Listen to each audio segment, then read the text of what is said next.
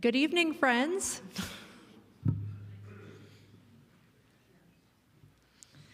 I'm Joni Senkin, and I'm the Butler Chair of Homiletics and Biblical Interpretation down the road at Vancouver School of Theology. And on behalf of the Houston Center for Humanity and the Common Good here at Regent, welcome to this book launch, celebrating the publication of the Routledge Handbook of Christianity and Culture. We're fortunate to have all three editors for this volume with us this evening, and I would also like to remind you that this event is being live streamed. So I'm going to introduce our editors, who will also be our panelists this evening. Dr. Jens Zimmermann is professor of theology here at Regent. He has published widely in continental philosophy and theology. Dr. Yaakov Ariel is professor of religious studies at the University of North Carolina at Chapel Hill. Ariel's research has focused widely on interfaith relations and dialogue. And finally, Dr. Gregor Thuswaldner is a distinguished academic leader, scholar, and author with over 2 decades of experience in higher education. Most recently, he served as provost and executive vice president at Whitworth University in Spokane, Washington, from 2020 to 2024. He's currently on sabbatical, finishing up several research projects. In a moment, I'm going to hand it over to Gregor, who will introduce the project and a short video that we'll be watching. Following that, we will have a panel discussion, and then we'll have questions from you for our panelists. Welcome. Yeah.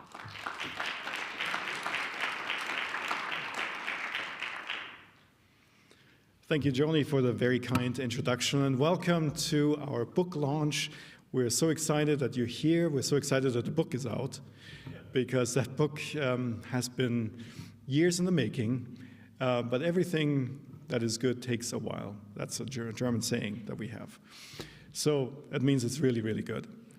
We're excited that it's out because that was an idea we had about 15 years ago when the three of us, Yaakov, Jens, and I, taught in Salzburg at the Salzburg Institute. And that was a program for American undergraduate students who wanted to study the intersection of religion, culture, and the arts in the Salzburg, Austria context. We had the idea to create a book that students of our program would be interested in, because, believe it or not, even though culture and Christianity go hand in hand and should be so central to what we do and what we think about, there's not a whole lot of research there are not as many books out there that serve as introductory texts. And our vision was to create a book, a handbook, that would give a generally educated audience, readership, a good idea about the vast scope of Christianity and culture. Of course, there's only so much you can do, really. You're just scratching the surface, but at least we wanted to scratch that surface. And so I'm so excited for us to be here to present this book to you. And I'm also very excited that 6 of our contributors volunteered to say a few words about their chapter, so you get a real taste, not only from the three of us, but also from other contributors. And so we have a video for you. The video is about 30 minutes. And it will introduce you to, it will give you a sense of the scope of the volume. And without further ado, we will watch the video. Thank you.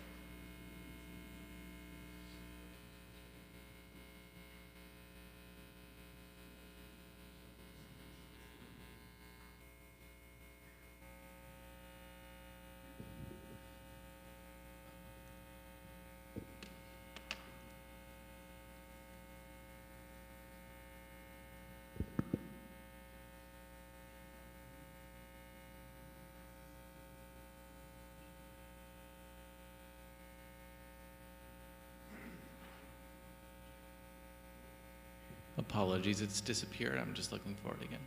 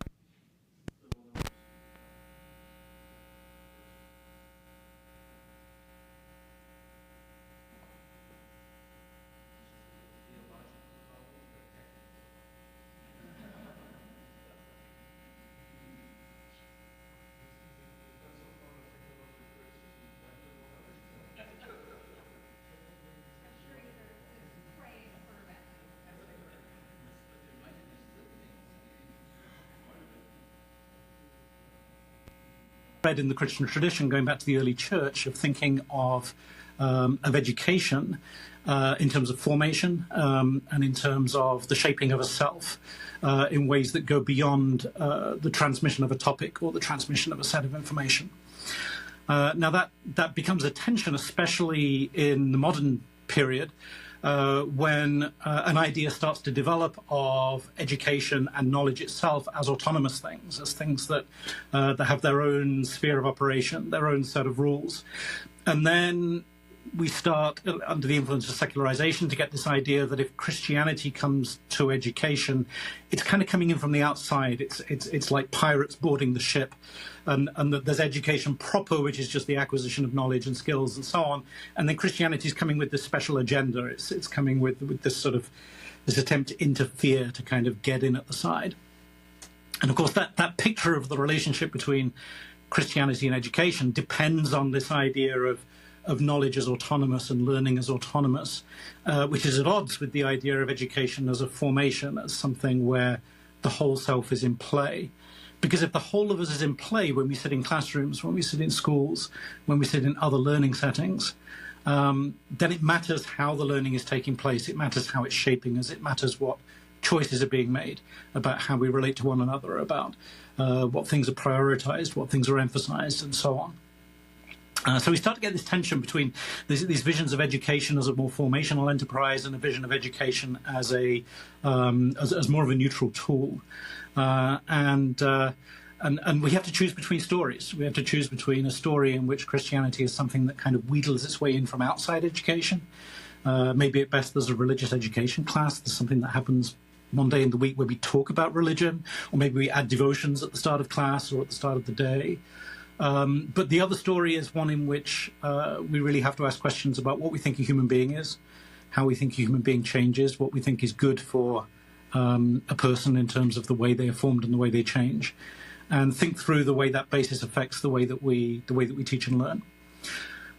That tension is not going to go away anytime soon. Christian education continues to grow. And modern cultures have found a range of different ad hoc solutions for dealing with it. So there are nations like the United States in which Christian schooling tends to be private because of the separation of church and state. And so we think of Christian schooling as this private alternative. But there are other countries in which Christian schooling is a structured part of the state provision of education, such as in the United Kingdom and Norway. There are countries where, of course, where it's illegal entirely. There are countries like Australia where a third of school-age children are in faith-based schools of one kind or another.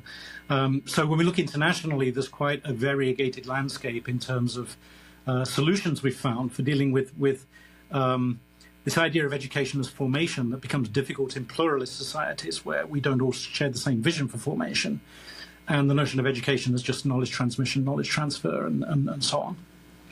So the article really just tries to explore some of that story, to make clear some of the alternatives that we have in terms of how that we think about it, and also to intersperse it with some examples of how Christian faith has influenced the way we design textbook pictures, or the way that was growth of Christian education in many countries outside the West, that are increasingly a part of the conversation. And so the habit of thinking of Christian education as something just tied to Western missions is something that doesn't really quite fit the landscape anymore. So those are the main themes in what I talked about. Again, at the heart of it is this question, does being Christian have something to do with how we teach and learn? And does how we teach and learn have something to do with how we are shaped? And does that have something to do with our vision of life, of human beings, of the future? I would like to begin by thanking you so much for asking us to write a chapter on Christianity in Africa. Professor Ken Ross and myself, we have been doing some research in this area of the interaction between Christianity and African culture. And the main argument of our paper is that in Africa, culture is very important. And the African people take culture very seriously. And though it is diverse from one tribal group or ethnic group, from one country to another, but there are quite a number of things in common. And for example, the African people have a common view about the interaction between the secular and the sacred. And we have noted in our book that we don't make that much difference between what is secular and what is spiritual, because the two elements in our worldview, they interact with one another.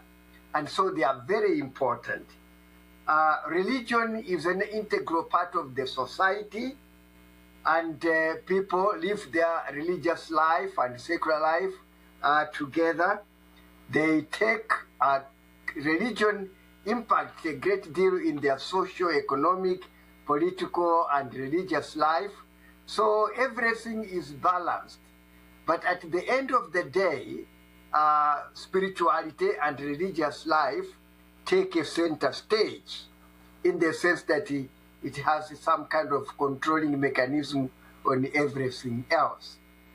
So what we have been noting in our chapter is that if culture is not taken seriously in Africa, Christianity will remain a foreign religion. It will still have that aspect of colonialism, imperialism, and so on. And it is likely that the African people are likely to resist from embracing Christianity because of that foreignness.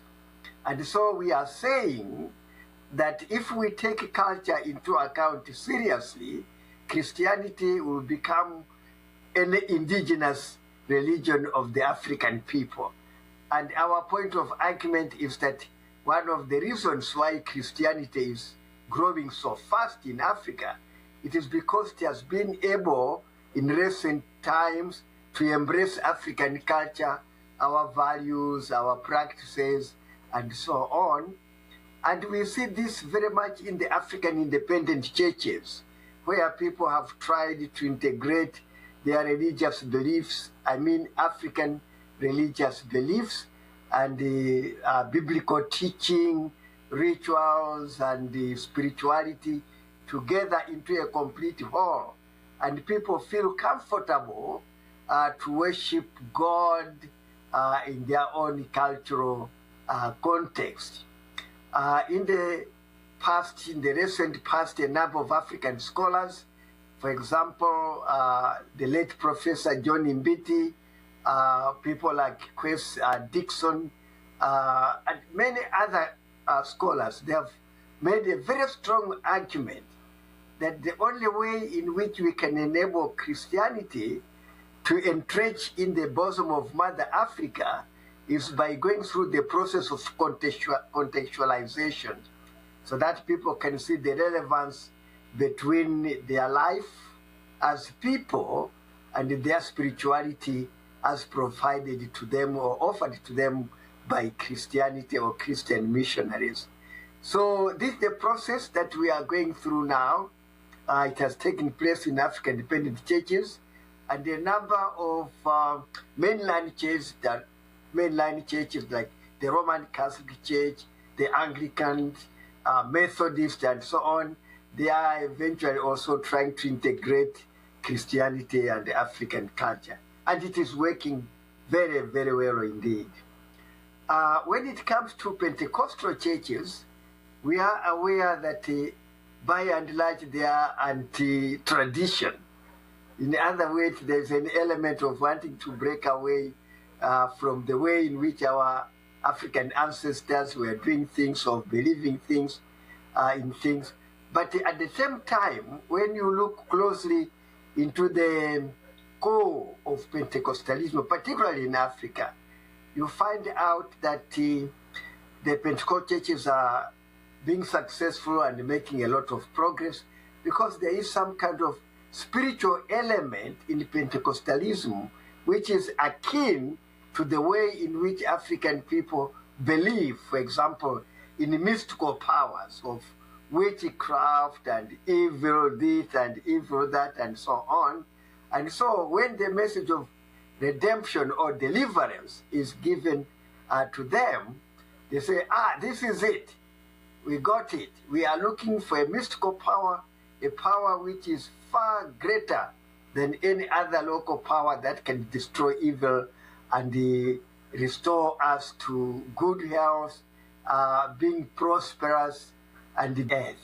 So even at that level of Christianity, you find that culture is playing a decisive role.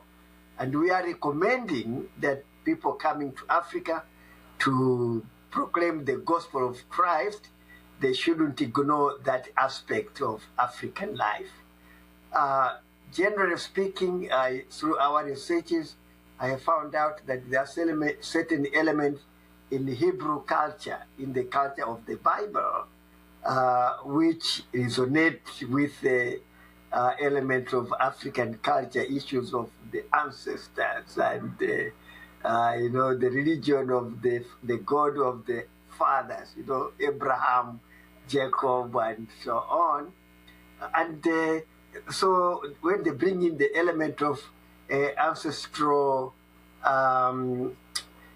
veneration or recognition, basically they see them as intermediaries at the top or at the apex, which there is our Lord Jesus Christ, who connects the God the Father and his people on earth. So these are elements that we have been looking into. Thanks so much. Hi, my name is Aaron Griffith. I am an assistant professor of American Church History at Duke Divinity School, and it was an honor to be invited to contribute a chapter to this volume. The chapter that I wrote was on Christianity and human rights. And what was interesting to me as I was thinking about how this chapter would go and what to include, what not to include, how to conceptualize everything, was that I found time and time again throughout the literature and reading other scholars who had written on human rights and Christianity, how there's this ongoing debate of how to make sense of the fact that Christians have, throughout history, been some of the most vocal proponents of inherent human dignity and in what we would today call human rights. And that at the same time, there are also Christians who are very, sometimes aggressively interested in curtailing or harming those same human beings. And so this ongoing tension that I was wrestling with of how to frame this relationship of this tradition, this religious tradition, to human rights, I wanted to take both of those considerations into account. This fact that, Christians have been powerful, have offered powerful articulations of human rights in various contexts and time periods, but also have sometimes been complicit in the most egregious abuses against their fellow human beings. What was also important for me in this chapter is I became persuaded the more and more I read about Christian understandings of inherent human dignity, that the best way to understand this relationship between Christianity and human rights was not to start with the Enlightenment. I think it was important for me to note how there is a much longer trajectory and history of Christians offering and wrestling with notions of inherent human dignity that doesn't start in the 17th and 18th, 19th centuries, that it goes back far earlier, really to, I think, the first century. And so this chapter in some ways is an intervention in trying to mobilize some of the best and most recent scholarship that's out there in order to contest this picture of human rights as an Enlightenment invention, that it's actually in some ways a Christian innovation that goes back much further. One thing that was important for me as I was working on this chapter too was to just showcase diversity of how Christians have made claims about rights, how they have acted in developing policies or institutions or causes through time in different contexts and places. And so this chapter tries to do justice to just this immense diversity of Christian expressions and articulations. I thought I'd give just two examples, though, of this. The first is just, I was struck in the scriptures themselves, beginning in what Christians come to call the Old Testament, the Hebrew scriptures, and in the first few centuries of Christianity, how there are so many references to human beings being made in the image of God. And this Christian recognition that somehow human beings are important, special because of this relationship that they have with their creator. That's often glossed over, I think, because it just seems like a theological truism, but one that doesn't have moral weight. And I really hope in this chapter to show that this has a lot of importance, not only for Christians reading these scriptures early on in the first, second, third centuries of the church, but throughout the rest of the history of Christianity. At the same time, though, in these same scriptures, there are references to hierarchies. There are references to inequalities. There are sometimes places where Christians take for granted institutions like slavery, which today we would see as demeaning and as anything but a recognition of inherent human dignity. And in some ways, this chapter really tries to build on that tension that's there in Christian scripture itself. A recognition of inherent human dignity, that people are made in the image of God, and yet an accommodation that Christians, I think from the get-go, are wrestling with, of how to interface with, accommodate, work within the structures and systems of the world, including those like enslavement. I begin the chapter with a reference to Martin Luther King Jr., and I think he is someone that really has, for me, I want my readers of this chapter to really wrestle with his own claim in reference to this long-standing tradition of Christian human rights and notions of inherent human dignity. And I hope this will be a chapter that's useful not only for scholars interested in this topic, but for students who might want to think about figures like King, figures like Bartolomé de las Casas, figures like the Apostle Paul, and think about what they might have to offer to modern conceptions of human rights and the search for human dignity. Thank you. Hi, my name is Dr. Allen, and it is also the birthplace of every world religion, if you think about it, including Christianity, but also Judaism and Islam and Baha'i and Hinduism and Sikhism and Jainism and Hinduism and all of the rest. So when you think about the massive populations, as well as the diversity, as well as the religious pluralism, there is a lot of intersection and Venn diagram going on with Christianity and culture in Asia.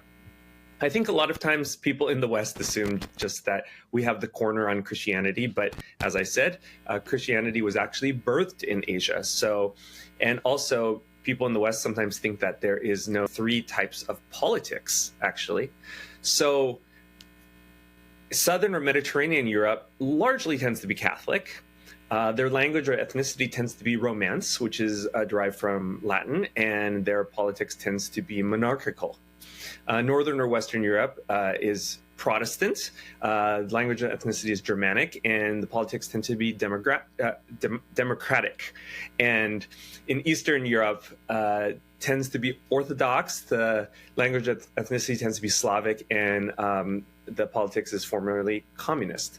Now, when we look at Asia, we can sort of see a similar subdivision in East Asia, Southeast Asia, and South Asia. Now, of course, there's also Central Asia and Western Asia, but for our purposes, we will stick with the most populous parts here. And when we look at East Asia, I think we need to use different categories with regard to these Asian divisions. And the first one will be what Christianity is surrounded by, because, as I said, it is the most pluralistic, religious, and ideological place on earth.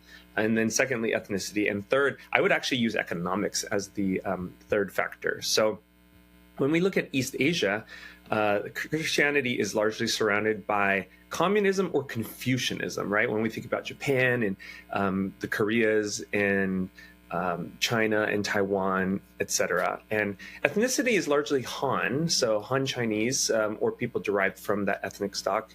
And the economics, these are superpowers. You know, we think about, for example, the BRIC economies on Earth, Brazil, Russia, India, China, but you have a lot of the superpowers of economics, including Japan and Taiwan and the four little tigers of Hong Kong and Singapore and South Korea. So that is sort of the East Asia breakdown. Southeast Asia, we might think a bit about it as in terms of being very influenced by Buddhism and Islam. I think a lot of people don't realize that actually most Muslims in the world are not in the Middle East, but are actually in Southeast Asia. For example, Indonesia is the largest Muslim nation on earth. And then you have very strong Buddhist strongholds like Thailand, for example. And ethnically, they tend to be Austronesian, which are more of the Aboriginal indigenous peoples of the islands. And the economics is formerly colonized and developing nations. And in South Asia, the dominant religion is Hinduism. Ethnicity would be Aryan and Dravidian. And the economics is kind of a combination of the previous two. They have superpowers as well as the former colonized and developing nations. So my chapter tries to break down these different regions and hopefully I've done it justice, because there's a lot of ground to cover with a lot of factors in lots of different regions within Asia. But I tried to connect some dots to draw some generalizations and for us to be able to understand the interface between Christianity and culture in this region. Thank you. Greetings, friends. My name is Reggie Williams, and I'm Associate Professor of Theology at St. Louis University here in St. Louis, Missouri. I've contributed a chapter to this volume, this very prestigious volume here. I'm very grateful for the opportunity to do it, on the Christian problem of race. Now, when we talk about race and racism, there are common ways that we use the term that don't really engage what actually is being discussed. We're so commonly familiar, we're so used to the language of racism in common context, that we use it when we often mean something else. It's used when it is it's referring to something that's much more profound and much more engaged in our daily operation of life together. And that's one of the things that I wanted to address in the chapter. So the claims of racism are identified by several different colorblindness and so forth that only rehash the initial problems. And we want to, if we want to move past the problems, we have to be able to, the problem of racism is much more robust than many. And I make an effort to have that conversation with him, my late mentor. If he were still living, we would be able to engage this at a much more profound level, of course, and I would want to point out some of the weak points in his engagement effort to highlight a much more salient and significant problem. For those of us who want to see whose skin color, it is a problem of our understanding of who counts or what the meaning of human being is. And it's at that level that we may get at some kind of a response to the real problems if we are courageous enough to see them and face them. My name is Mark Eaton, and I'm a research associate professor at Claremont Graduate University, where I teach American literature primarily, but also film studies, historical fiction, and religion and literature. I've just stepped down as the editor of the journal Christianity and Literature, which I edited for 5 years. So that was another really great professional opportunity that I've had. But I also had this opportunity to write a chapter on Christianity and Literature for the Routledge Handbook on Christianity and Culture. And so I really admire this collection of essays, and I'm really pleased to be a part of it.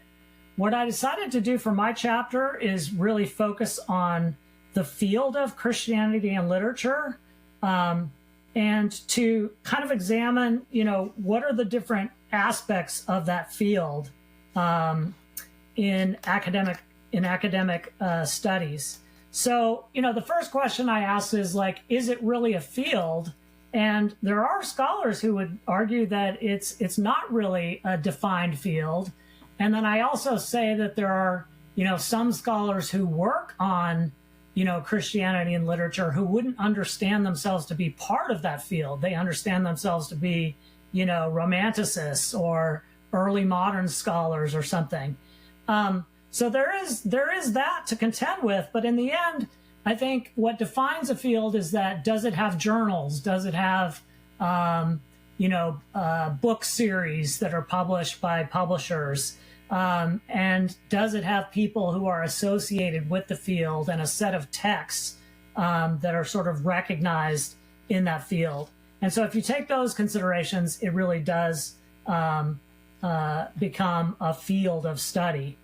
And so what are the different aspects? What are the different approaches to Christianity and literature? Obviously, there's a long-standing one of looking at the Bible itself through a literary lens.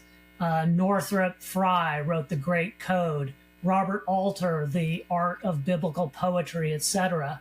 So there are scholars who have looked at the Bible as literature. But what I say is that most scholars of Christianity and literature are looking at the literary side of that phrase. And they look for religious themes and ideas in literature. They look for theological concepts and how those might be embedded in literature. They look at kind of the devotional aspects of some literary texts, especially poetry. And then other scholars look at literature as a way to kind of think about religious history or the different contexts in which literature is produced. And if you think of Christianity and literature in this sort of broader way, it turns out that virtually any author and any literary period can be considered through a lens that, thinks about what is that author's relationship to Christianity. How was Christianity kind of speaking in the culture in which the author wrote? So it turns out that Christianity and literature is a very kind of capacious field, in the sense that, you can sort of look at all different literary periods and authors. But on the whole, scholars really do sort of zero in and look at Christianity and literature in sort of specific moments. And so one of the examples that I use in the chapter is the example of the writer Hilary Mantel, who wrote this trilogy of historical novels, the Wolf Hall trilogy, which is about Henry VIII and especially his right-hand man, Thomas Cromwell. But it's set during the time of the Protestant Reformation. So what we see in Hilary Mantel's fiction is that she's kind of working through these ideas as they're emerging, and these different, challenges to what was believed previously. And that's an example of what we get in literature, is this kind of focus on the lived experience of Christianity in these characters that I think is reflective of the period that she's writing about. And so that's just in a nutshell kind of what my chapter, Christianity Literature, tries to do in this collection of essays.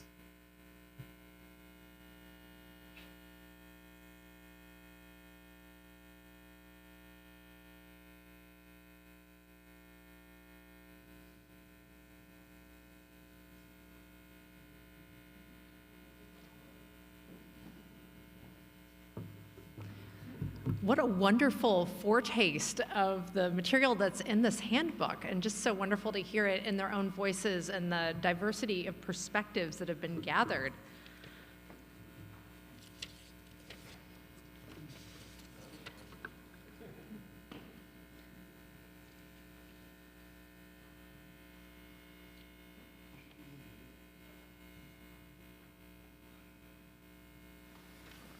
I think it's best if I sit here with you. Okay. This is much more cozy. So I think what I'll do is just ask questions, and as you feel led to respond, if it's something that you feel is most interesting to you, then just please speak up. And I'm going to start with some of these sort of general questions about the project as a whole that I'm assuming all of you will have some insights into.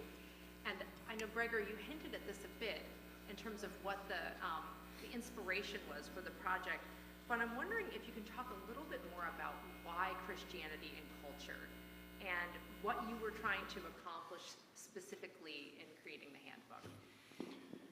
Well, I guess it was a bit selfish in a way, because I'm very interested in the topic myself, and so not having a resource like this book, I thought that maybe the three of us should edit a volume like that and assemble an A-rate list of scholars who could contribute chapters on the vast spectrum of what we call Christianity and culture.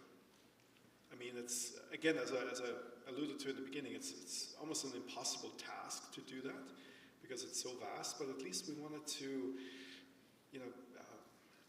give readers a tool where to begin, right? And so that was really important to us, but not just readers. We were thinking of students. We were thinking of non-theologians. We were thinking of educated readers who want to approach a book like this, maybe from a religious studies approach. That is, not necessarily assuming that those readers would be Christians, but Salzburg in the summers anymore, because this would be a fantastic resource for our students. Maybe we should, get that started again. So this was your idea, this is correct? So I'm wondering, from Jens and Yaakov, why did you say yes? What excited you about this? I think for similar reasons that were pointed out here. First of all, thank you. Thank you, everybody who participates this evening, including the audience here. This is a time of day where everybody watches TV, complains about the government, and start already hibernating, if not sleeping. So thank you for being here. And thank you, the two of you, the three of you, for that project. I think that this is a very necessary book. One of my issues, incidentally, in teaching Christianity is that I can find the kind of book I wanted. And we now have it, although I'm still waiting for the, how should we put it, the more popular, softcover, less expensive version, so I can tell my students to buy it. Right now, if I recommend that they buy it, or I tell them to buy it, I will think that this is a wonderful addition to our library. It is an excellent tool for not just graduate students, but for undergraduate students. And I do want to make a plug for the paperback version of this book, which will be out next summer. So it will be much more affordable. That's when you have to get it. Jens, do you want to say a word? I just like Gregor, so I said yes. No, but I've always been fascinated. I only really know, I'm really only comfortable within the European realm, really, how Christianity has impacted culture. And to have some chronicle of that in some sense, to have a collection that shows that also in other areas in the world and so on, I find invaluable and written at that level. And we do know, I know it from writing a couple of pieces in there and the others too, how brutal it is to try to write something on a topic like that in 6,500 words, and try to cover enough to make it interesting, because you have to have details, but also give a broader overview. But I think most, or indeed all pieces in there, do that really well. Very good. So you've already hinted at this, the breadth of a project like this. One could almost say that the book is Christianities and cultures. How on earth did you begin to compile a list of the topics that you wanted to include and a list of the scholars that you wanted to invite?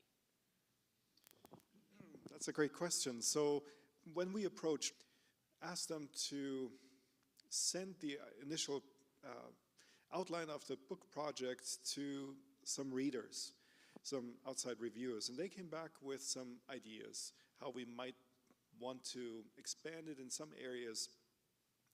Not drastically, but we certainly got some really good ideas from those early reviewers. And so that's, we had our marching orders from the publisher who was excited about the project. And so, we just started working on it. I don't know if either of you, Jens or Yaakov, want to weigh in on how you helped to decide what topics you wanted to include? I can't remember, honestly. So I think that we each had the topics that were close to our heart, or that we thought were particularly important. And for me, personally, it was very often Christianity and its relationship with other faith, with other communities of faith. I found that very, very important. There were terrific interviews here, terrific presentations of people who wrote chapters, and two people emphasized the fact that Christianity is what you could call culturally conditioned. It doesn't represent just one culture or one ethnicity or one area of the world, and it varies from one culture to another. For me, a very important aspect close to that, similar to that, is the interaction between Christianity and other traditions. And some of the chapters emphasize that. They show the enormous exchange that I think very few are aware of, between Middle Eastern Christianities and Shiite Islam. Right? You'd think, yes, when you think about, the Reformed tradition in Western Europe and Shiite Islam, it's hard to see at first sight strong similarities. But if you look at a number of Christian traditions in the Middle East, for example, in Lebanon or in Iran of today, you find it amazing, but those people exchange rituals, exchange images. Suddenly, Mary is in those areas very important to Shiite Muslims. To give you one example, Marian piety, the adoration of Mary. We usually don't think about that. I think this is a huge contribution. But we also have to, and we have asked people, we recruited people to write about the interaction with Hinduism, with Buddhism, with Judaism. And I think this added a very important dimension to this volume, that together with what I would call the global, geographical, cultural dimensions, a whole set of chapters, showed Christianity in all its enormity, in all its diversity, and the enormous impact of Christianity on human civilization, in interaction with civilizations, with cultures, with traditions all over the globe. And I think this is one of the assets of this volume, if I can say so myself, speak in favor of a volume that I participated in editing. But I give, of course, enormous credit to my two co-editors. I have to admit that my understanding of Christianity and culture, the intersection, was most evident when it comes to the arts. Yeah. And so that's also my background, German literature and linguistics, so approaching the intersection of Christianity and culture from that angle was almost a natural thing. And so of course we have a section that is dedicated to that, which is wonderful. But to Yaakov's point, it's so important that to go beyond those aspects, because when you think about it, I mean, obviously there are many definitions of what culture really is. One interesting definition is, culture is how we live nature. And if that's true, then, oh boy, the sky's the limit, right? So what do you include, what can't you include? And so, of course, you'll find essays on Christianity and politics, Christianity and social action, Christianity and sexuality, gender, race, we've heard that. And so those aspects were also very important for us that the book would cover. I'm wondering if you might each be able to speak a little bit about what kinds of surprising or unexpected insights emerged during the process of compiling these essays, and then also if anything changed along the way. Like you had one plan, and then it changed, and then maybe you felt like you must include something else because of the way that life was unfolding as you were putting together the book. I can think of an example. When I was writing my piece, which is an essay that looks at Bible translations from the beginnings to now, I came across, a documentary about the word homosexuality and how the word homosexuality entered the Bible in the 1940s and in the Revised Standard Version of the Bible. And so that was really interesting, something I did not know before I started writing my piece, so I had to include that at least, at the very end, to say a few things about that, because, obviously how we interpret words, how we interpret cultural constructs, things how we see our sexualities and what have you, how that entered the Bible translation process in the 20th century was really interesting to me. And something that, had I not seen that documentary, and then doing further research and talking to theologians, that was surprising to me. Yes, thank you for that. Jens, Yaakov?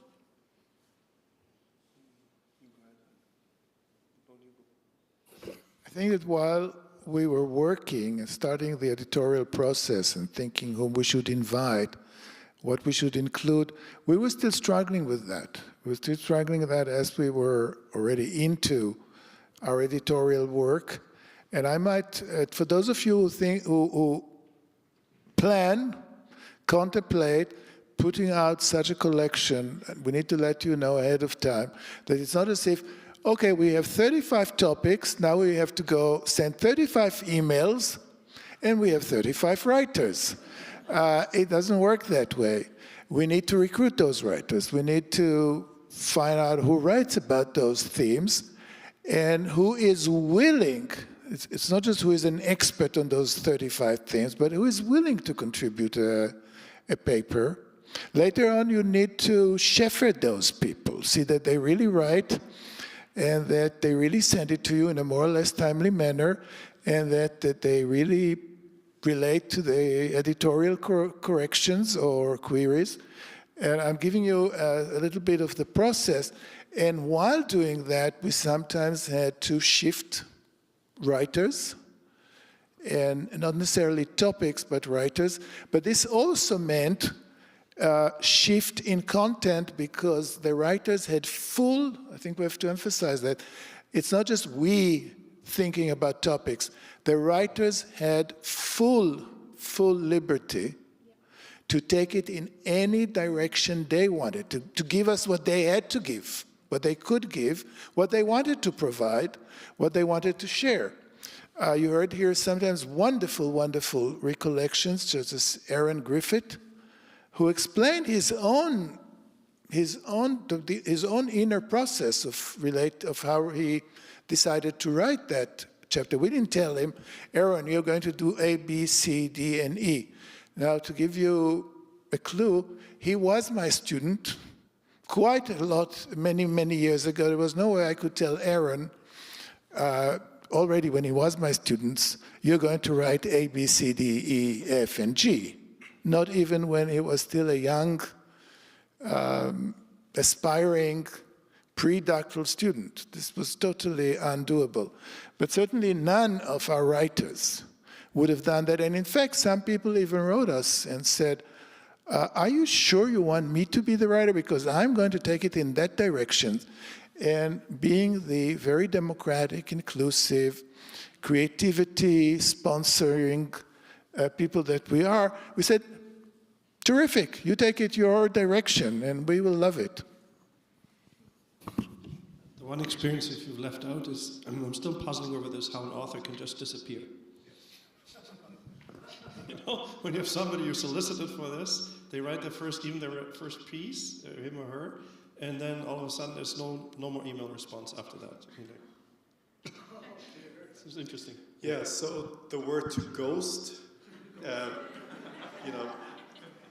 is something that we experienced, not just once, but a few times, and that was difficult, and to find somebody else who might be able to write that chapter, because you're looking for an expert, and some people don't like trade publishers. We had one expert who's really known, a famous person, who, when I asked him if he were interested in contributing to this chapter, wrote me a long email yelling at me, how dare I, invite him to write for a trade publisher, and they're making money off of him. And I was like, okay, wrong person to ask.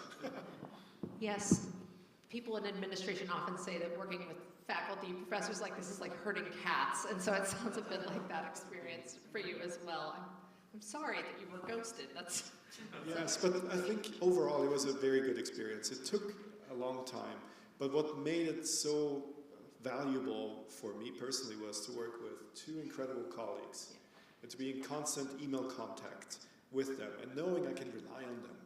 And when I didn't have time to do something, I knew that either Jens or Yaakov would jump in. That's not always the case. I've done 9 books now, many collections of essays. It's really important. It's the most important thing that your co-editors are reliable and great human beings, and that's certainly the case. I think we're going to just do 2 more questions for the panel, and then we'll turn it over to the audience for their questions. But I wanted to make sure that I address this.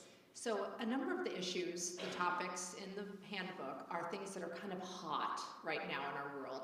And I'm wondering how you navigated this dynamic of like a politically hot topic that you were going to address in a volume like this, that you want it to feel current, but you also don't want it to feel like it's going to be passé, I guess, in a year or two, and how you engaged with those issues with fairness. Yeah, so we have one chapter, for example, on culture wars, right? Culture wars in Britain, Australia, and the US. And of course, that's an ongoing situation. And I guess knowing that the information that you can provide in such a chapter is limited and will be outdated to a certain extent, but then again, maybe not too much, because what it does, it provides you a glimpse of the culture wars, in a given time period, knowing that they will develop further. My strategy was simply to write on topics that are not hot. So my chapters were on humanism and hermeneutics, and that was not so controversial. Hermeneutics could be controversial. It could be. Yes. Yaakov, do you want to jump in with this? No, I think they've answered it. Okay, my last question for you. You've all mentioned that this would be a book that you would desire to use in teaching, and so I'm wondering if you had just 1 or 2 of the chapters that you would assign, which ones would those be? The ones written by Yaakov Ariel and Jens Zimmermann. No. I have quite a few chapters that I would assign. In fact, I think this book was really created for one of my courses Again, I'm waiting for the prices to go down. And the quite a number of pieces there that I would assign. Some of those pieces are just jewels. Again, you'd say, well, he's an editor. Of course, he thinks that the people that they invited to write and what they wrote are just superb. But in a previous incarnation, I go back to the Napoleonic Wars, you can see. In a previous incarnation, perhaps further, I wrote my master's thesis on the Crusades. So I consider myself a student of the Crusades. I'm not a scholar of the Crusades. The piece that we received on the Crusade, if I had that with, as mentioned, human dignity, a chapter here that I would assign without thinking twice. You're saying my chapters? No, I have one chapter. The chapter on the translations of the Bible, it's something to quote, to read, to quote, and to use in teaching, because I don't think you can understand Christianity in the English-speaking world without it. I think that the history of the English-speaking world, the history of England, because this includes also Scotland, etc., and the history of so much of English culture outside of Britain and of the world as we know it would have been extremely different if it wasn't for those translations and the way they developed throughout the eras. This is one of those jewels. Well, I don't want to turn it into I'm complimenting my my colleagues, but I think that all the chapters are relevant, interesting, contributing, and I would use the book, as a textbook. And yes, perhaps Routledge will earn some money from it. More power to them for that. I don't think they're going to make millions on our book. But I think that for teaching, this is to teaching, for reading, for acclimating colleagues, introducing them to the themes that I think interesting and crucial. This is a terrific volume. And it's not because I'm trying to sell it to you. We are not going to make money out of it. Go ahead. I like the chapter on hermeneutics a lot.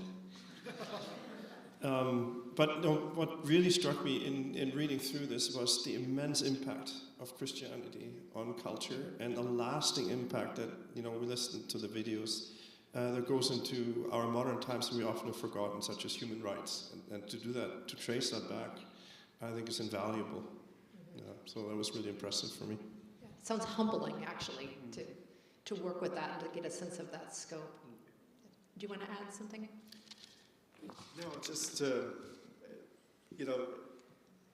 the breadth of the book is really special. And of course, in German we have the saying, Selbstlob stinkt, which, means don't put too much praise on yourself because that really stinks.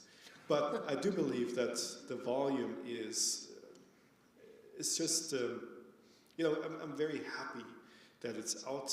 I'm very grateful that we were able to pull it off. It took a while, but I think the essays speak for themselves. Very good. Thank you so much. Now we're going to open it up for questions from this group. Thank you. Can you introduce yourselves when you ask questions? And I think could you come over here? Can you put this back on the lectern pulpit? The pulpit mic. Yes. Thank you. And if we can start on this side over here. And please just introduce yourself and then ask your question. And if it's directed to one of our panelists in specific, please let them know. Thank you. I'm Ken Seigneury. I teach at Simon Fraser University, World Literature. This book goes all over, doesn't it? Now you've talked about history, geography, race, class, gender, other religions, art, literature, music. It's the object of study, at least in terms of what Christianity influences, is incredibly vast. And then it occurs to me, though, that Christianity itself is fairly vast, and we could be talking about the theology, the institutions, devotional practices, social practices, and so it occurs to me that this is the kind of book that... I think that's really chapter specific, a chapter specific question, because as we alluded to, we gave the authors free rein how they wanted to approach the topic. So I think every chapter, in a way, takes the plurality of Christianities and cultures very seriously, right? But you have to understand that this is an introductory text. The idea is really for people to use this book as a first encounter with Christianity and culture. And we hope that every chapter has an apparatus, it has a very detailed bibliography that readers really interested in subjects will be able to locate other articles, and this is just a starting point, right? But yeah, you are absolutely right. That it's a challenge, right? If you have a vast topic like Christianity and culture, where do you begin? What do you leave out? But again, I'm thinking German tonight for some reason. We have a saying in German that says Mut zur Lücke. So you have to be courageous to leave gaps, knowing that there will be gaps, and that's okay. And so I think a volume that claims to be that covers it all, it's just impossible, right? And so we didn't even try that. Yeah, gaps for sure. I get it with the gaps, no doubt about it. But when we define Christianity, I mean, I could imagine some writers saying, I'm going to be interested in the institutions of the church. Others saying, well, no, I think I'm going to use the Nicene Creed and everything having to do with it as my kernel of what Christianity is. And I would think that would make a dilemma for the editors, because you would have different visions of Christianity in the text. And anyway, I mean, just to let you riff off of that kind of a question. I think it's a really good question, which we elegantly avoided. It just became clear to me as you were formulating the question that we simply assumed that, and allowed every writer to assume, to both have in mind what Christianity is and to focus on a particular, either institutional or in the case of human rights, a conceptual trajectory that they would, say chronicle and then broadly say what the discussion is, and then maybe have a particular detail. Like Reggie Williams, had a particular detail about racism, which he will tell you in the chapter if it wasn't quite in the video.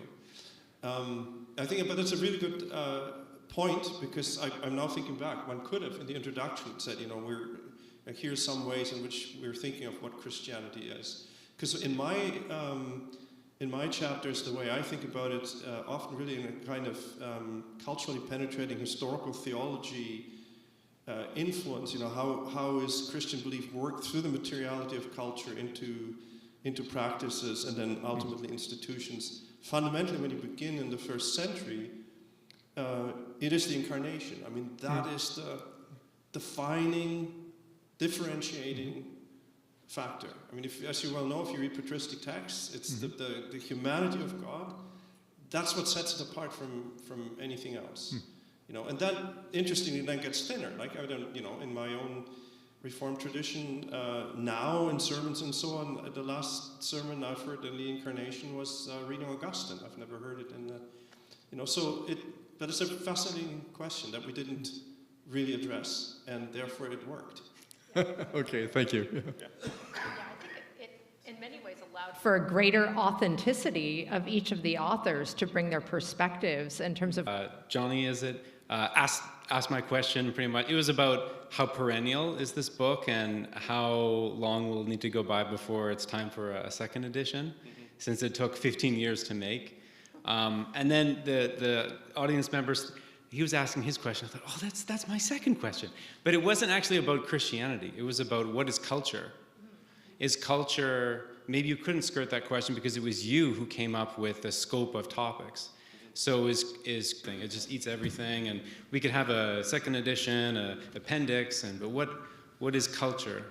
Yeah, that's a great question, and there are so many competing definitions. I'm very curious. Basic definition that I like is, culture is how we live nature, which is extremely vast, right? In other words, you cannot live outside of culture. Whatever we do as human beings manifests itself through culture, I would say. And so, our expressions of faith also manifest themselves through cultural acts. So if that's our definition, which we never really had a definition of religion, of Christianity, and again, the manifestations, which of course begins with the incarnation, right? But certainly doesn't end there. I see, yeah. So sort of like everything human. It's not, the angels as they're created by God. It's not the animal world that a biologist might study. It's how humans interact with creation.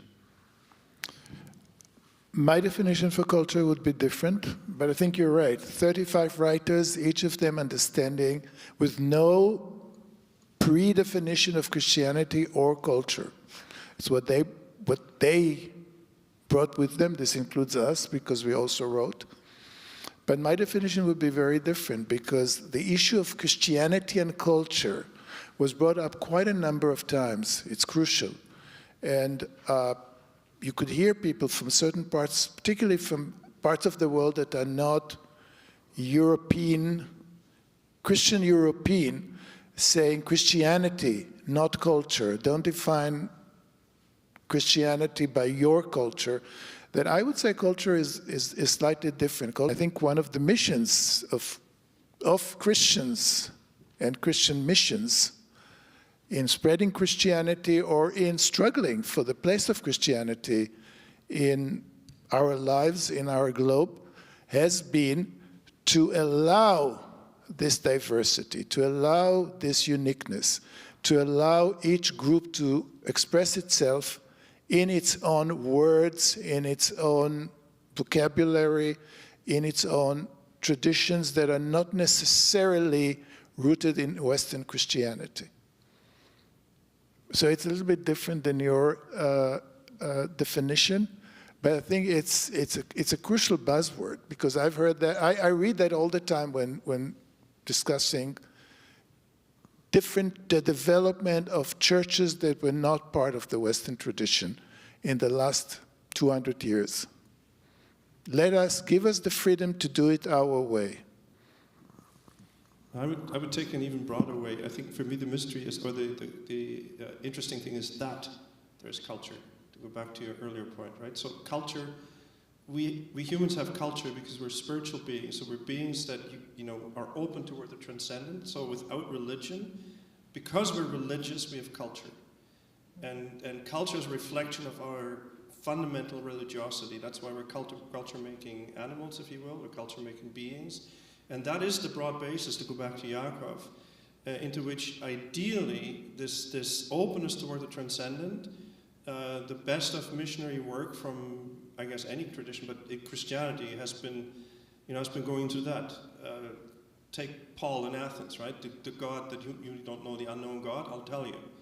But you acknowledge that. And from a Christian, Judeo-Christian point of view, if there's and monotheistic really, right? I mean, if there's one God creator, in whose image we're made, we reflect that. So there's culture because we're made in God's image, we're spiritual beings, and that's a common ground, is an idea I like, to all these other cultures. And knowing you, we've done this seminar on AI together, right? So machines are not culture-making things, but of course we have made the machines, so becoming subject to the machines in some ways creates a culture that is a bastardization of something more spiritual or deeper, but it is a form of attenuated culture, So I think it's a great question, but I think we are cultural beings because we're made in God's image. That would be a religious explanation for that phenomenon. Because we're cultural beings, we express ourselves in art. You know, and that's one of the other things, the problems with a scientistic worldview and materialistic worldview that denies that, and then you, like the artistic expression becomes secondary, subjective, needless, luxurious, frivolous kind of a thing. Whereas it's actually intrinsic, just as religion is intrinsic who we are because we're spiritual beings and cultural making beings. But Jonathan, you could explain that much more in detail about the arts. But I think that it all hangs together. Oh, thank you. Go ahead. Hello, my name is Micah McCree-Hull. First off, I want to commend you on taking on such a big project as this, as we've been discussing. It's broad and it is almost limitless in where you can go with it. Really appreciate the presentation that you shared with the interviews with some of your authors. And I hope you can forgive me for not investigating the book before coming here.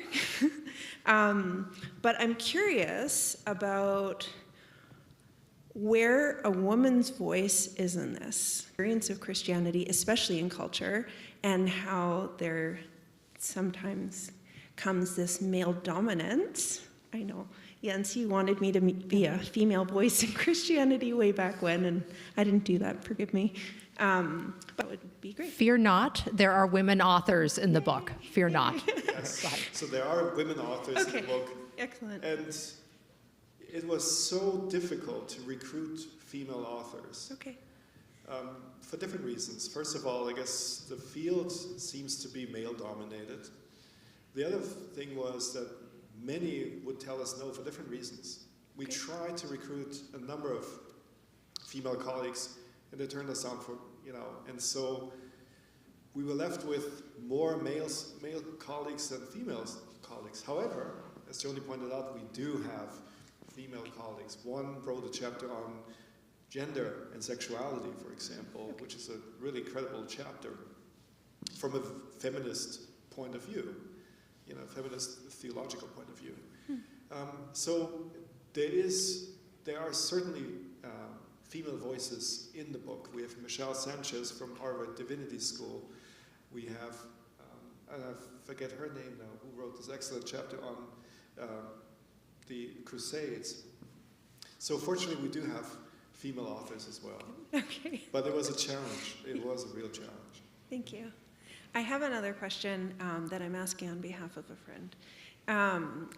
They were wondering how through this process as editors and encountering all these different authentic experiences and especially the diversity of regions that were engaged and different cultures, broadly speaking, that were also brought into this, if anything may be materialized for your own faith experience or how that may be molded or shaped the way that you see your own faith expressed in your day-to-day or in your basic theology for yourselves.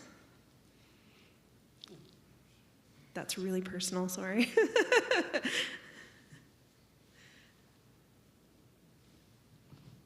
I would say no. No? No, I would say intellectually, most certainly, in terms of learning and so on, but perhaps it's because one is more of an editor and reader and trying to find, to shape things and so on. Yeah, I'd say no. I would agree with Jens, and I think the reason for that is that the book has a religious studies perspective on Christianity and culture, and not a theological one. Even though we have some theologians working, who wrote chapters, but we told them that, this is not a book where they want to affirm their faith or the faith of the readers, because the book is supposed to be for general audience, expecting many readers not to be Christians, not to presuppose, that they believe in Christianity. And so, I would also say it was an intellectually enriching experience, certainly. Okay.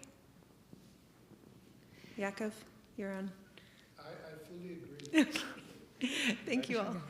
Thank you for your question. I think we have time for one more question.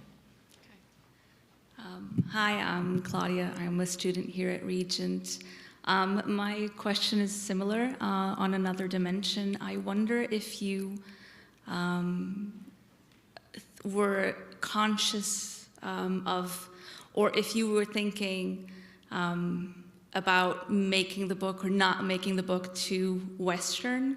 Especially, I mean, I noticed that the chapter on race, it sounds like it's going to be a very North American approach to the matter of race, which, you know, is not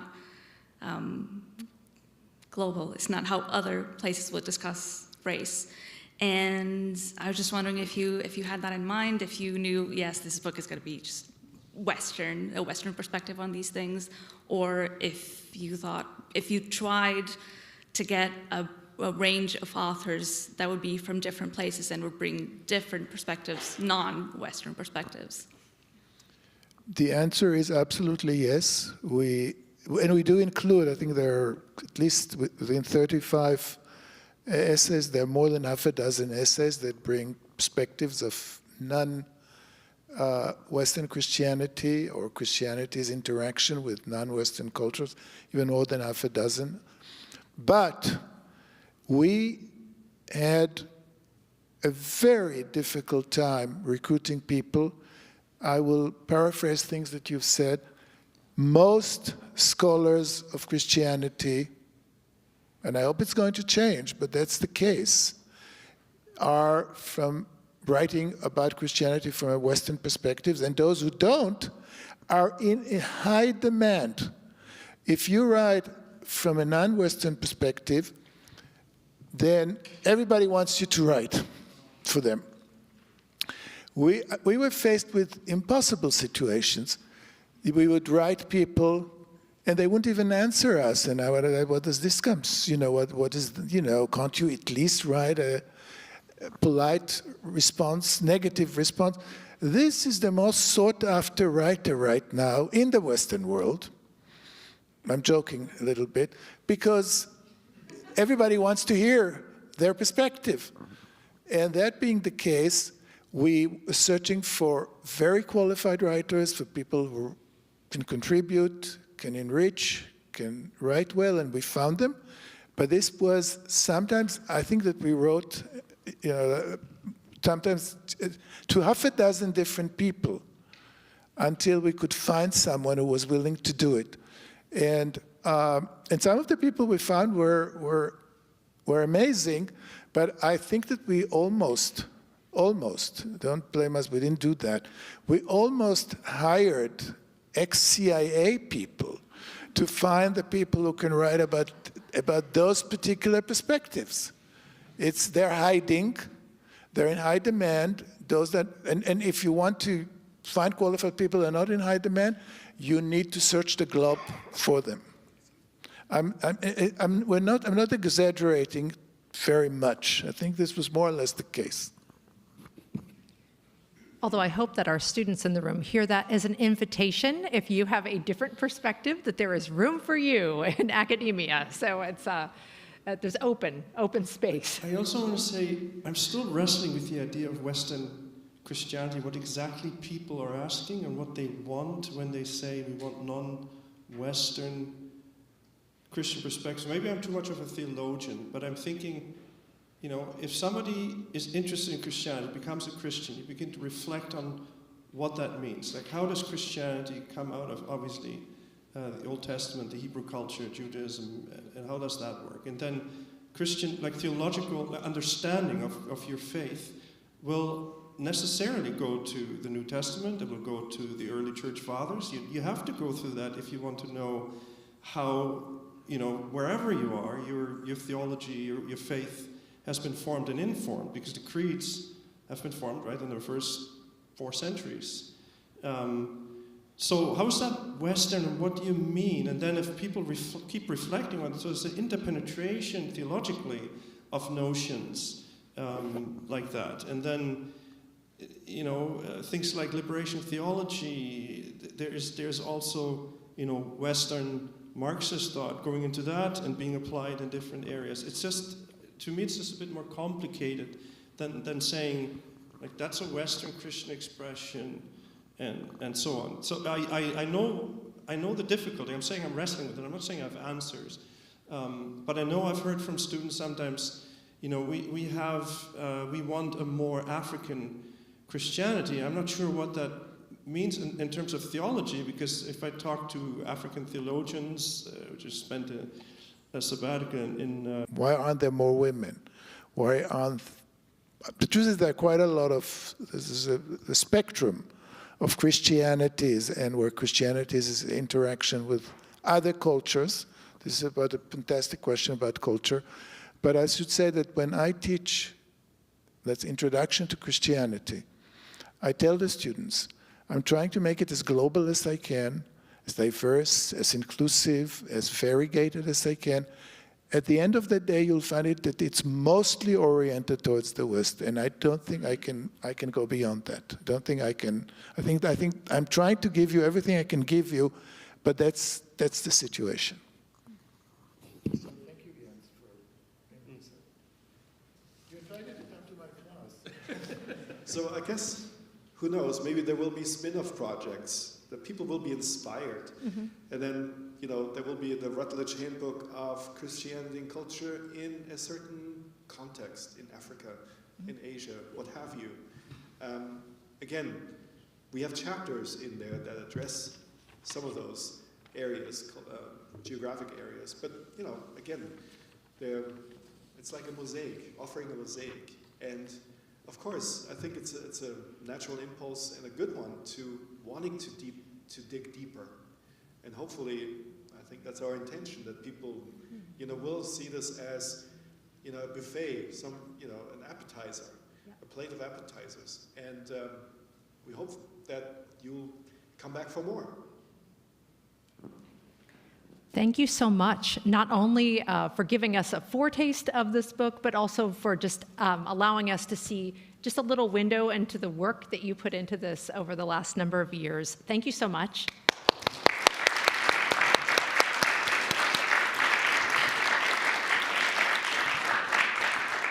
And thank you to all of you for coming this evening. Good night.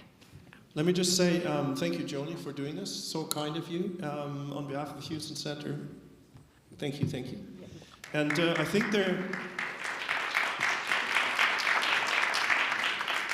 is there still food out there? Is that still out there or no? That's all done, okay. If you want to mingle for a little bit, we have to be out of the building to respect the staff here by 9 o'clock. We should vacate the premises, I think, if that's correct. So thank you all for